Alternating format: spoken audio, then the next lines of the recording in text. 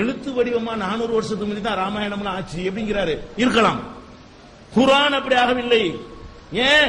குர்ஆனுடைய இந்த எந்த பிரதி நீங்க வைத்திருக்கிறீர்களோ இதனுடைய மூல பிரதி 1400 வருடங்களுக்கு முன்னாலேயே இருந்த நபிகள் நாயகம் காலத்திலேயே எழுதப்பட்ட அந்த ஓலைகளிலும் இலைகளிலும் மரப்பட்டைகளிலும் எழுதப்பட்ட மூல பிரதி இன்றைக்கும் துருக்கியில் உள்ள இஸ்தம்பூல் நகரத்தில் உள்ள மியூசியத்திலையும் ரஷ்யாவின் தாஷ்கண்ட்ல உள்ள மியூசியத்திலையும் அந்த மூல பிரதிகள் இன்றும் பாதுகாக்கப்பட்டிருக்கிறது. நீங்கள் நேற்று டாக்டர் சொன்னதை போல கார்பன் டெஸ்ட் பண்ணினால் அது 1400 வருஷத்துக்கு முந்தியது என்பதை அது நிரூபிக்கும். நீங்க ராமாயணம் 400 வருஷத்துக்கு முந்தைய எழுதலாம் செவி வழியா சேர்த்துக்கிட்டாங்கிறீங்களே. குர்ஆன்ல செவி வழியா எவன் இன்னும் சொல்ல போன செவி வழியா சேர்த்தா ஒரே மாதிரி இருக்காது. எங்க அப்பன் பாட்டன் ஒண்ணு வேற மாதிரி சேர்த்திருப்பான், தமிழ் குர்ஆன் வேற மாதிரி இருக்கும், மலையாளத்துக்காரன் வேற ஒண்ணு சேர்த்து குர்ஆன் இருப்பான். எங்களை எல்லாம் யூனிஃபார்ம் ஆக்குறது எது யூனிஃபார்ம் படுத்தும்? எங்களை எல்லாம் எப்படி ஒருங்கிணைக்க முடியும்? அப்ப நம்ம என்ன செய்யறோம்? இன்றைக்கு இந்தியாவில் எது குர்ஆன் அதுதான் ரஷ்யாவிலேயும் குர்ஆன், அதுதான் அமெரிக்காவிலேயும் குர்ஆன், அதுதான் அரபு நாட்டிலேயும் குர்ஆன் சொன்னா ஒரு இடத்தில் இருந்து அவ்வளவு வருகிறது தானே அர்த்தம். அப்ப மூலப்பிரதிகள் 1400 வருஷத்துக்கு முன்னாடி எழுதி ரெக்கார்டாக்கப்பட்டு கண்ணுக்கு முன்னாடி மியூசியங்கள்ல பாதுகாத்து அதை இன்னைக்கும் நீங்க டெஸ்ட் பண்ணி நிரூபிக்கிற நிலையில இருக்கும் பொழுது 400 வருஷத்துக்கு முந்தி உள்ளதெல்லாம் நீங்க சேர்த்துக்கிட்டீங்கன்னா அப்ப ஒரு விஷயத்தை நீங்க சொல்ல வரும்போது அந்த தகவலை அறிஞ்சுக்கிட்டு வரணுமா இல்லையா? இந்த மூலப்பெருதையுடைய படம் கூட நாங்க போட்டிருக்கோமே. இந்த குர்ஆனுடைய லாஸ்ட்ல மூலப்பெருதையுடைய படத்தை இணைஞ்சிருக்கிறோம் போட்டிருக்கிறோம். அதனால இதெல்லாம் சரியானது கிடையாது. குர்ஆன்ங்கிறது என்ன நீங்க விளக்கணும். குர்ஆன் எது? அந்த ஓசை தான் குர்ஆன்.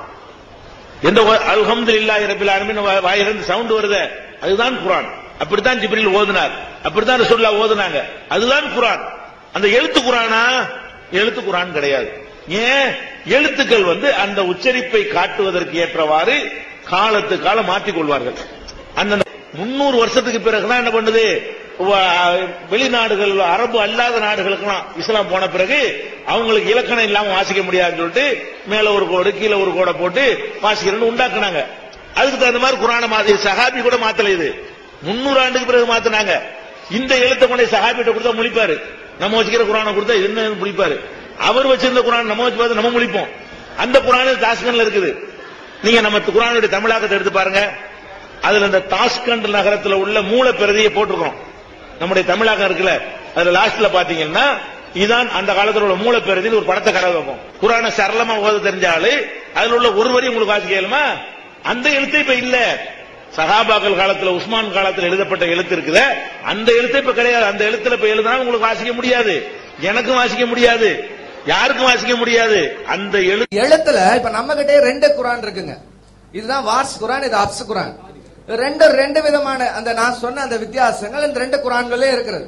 இப்போ இந்த இடத்துல சொல்லப்பட்ட சிறிய அளவிலான பிழைகள் அப்படின்னா இதுல இருக்கிற 50-60 வசனத்துக்கு மேலாக இருக்கிற அந்த பிழைகள் என்ன பிழைகள்ன்றது அதை நீங்க எழுதலையே. யுகஃபெர் சொன்னாரா நகஃபெர் என்ன சொன்னாரு? அல்லாஹ் இறக்கும்போது எதை இறக்குனார்?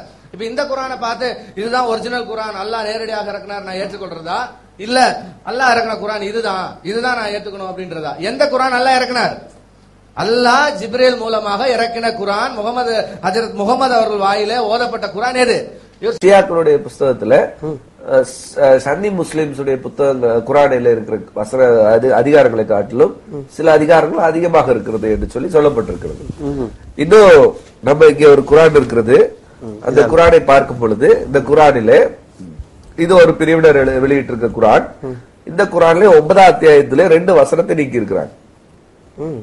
9ஆம் அத்தியாயத்துல 129 வசனம் இருக்கணும். இதுல 127 வசனம் தான் இருக்கு. அப்ப அவங்க ஒரு விளக்கம் கொடுக்கறாங்க. என்னன்னா அந்த 2 வசனங்களை யாரோ சேர்த்திட்டாங்க உள்ள, அதுக்கு ஆதாரம் சொல்லி அவங்க ஒரு ஆதாரத்தை கொடுக்கறாங்க.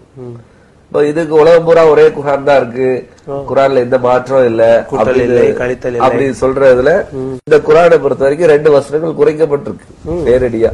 9ஆம் அத்தியாயத்துல 129ஆம் வசனம் 128ஆம் வசனம் 2 வசனங்கள் இதுல நீக்கி இருக்காங்க. நீக்கி இந்த குர்ஆனை வெளியிட்டு இருக்காங்க. இந்த குர்ஆன் இன்னைக்கு எல்லா இடத்துலயும் கிடைக்கிறது. அப்ப பாத்துக்கோங்க. அப்போ இந்த இருக்கு சவுதியில பிரிண்ட் பண்ணப்படக்கூடிய குர்ஆன்.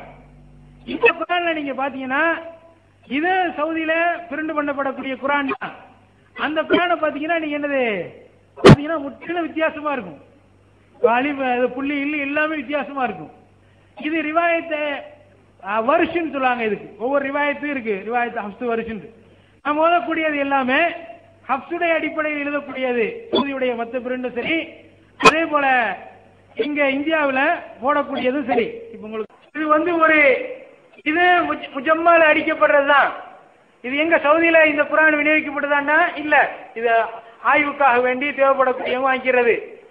இது மொராக்கோ போன்ற பகுதிகளில் ஓதப்படக்கூடிய குர்ஆனே இதுதான். அதுல பாத்தீங்கன்னா பல வித்தியாசங்கள் இருக்கும். அப்ப ரெண்டே குர்ஆன் தான் இருக்குது அப்படின்னு சொல்லக்கூடிய வாதமே முதல்ல